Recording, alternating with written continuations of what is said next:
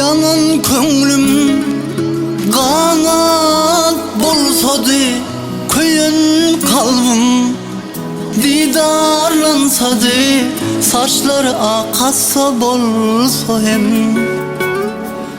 aramızda ecem bolsady. Yarım gönlüm kanat bolsady, yanan kalbim didarlansady,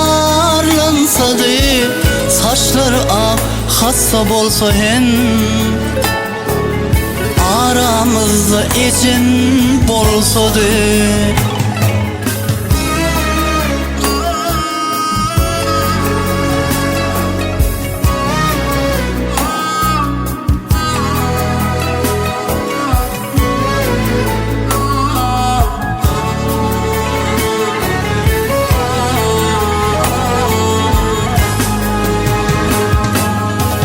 Yaşadın yaş bolup bittim, gözlerimde yaş koyup gittim. Yaşadı yakalayaydım, aramızda ecem bolsady. Çağyalı cevrilip ayttım, aramızda ecem bolsady.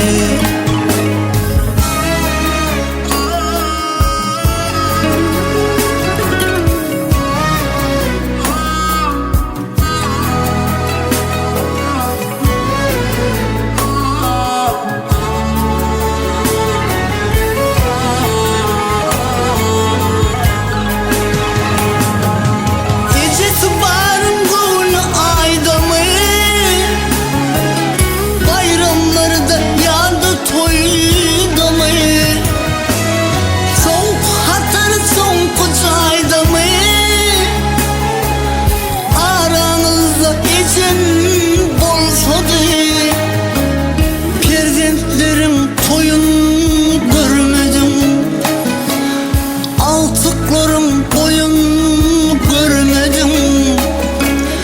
İn olmanla kırka girmedim, aramızda ecem bolsady. Yarım gönlüm kanat bolsady, yanan kalbim didarlansady, saçları akassa bolsa hem aramızda ecem bolsady. Saçları akassa bolsa hem aramızda ecem bolsady. Aramızda ecem bolsady.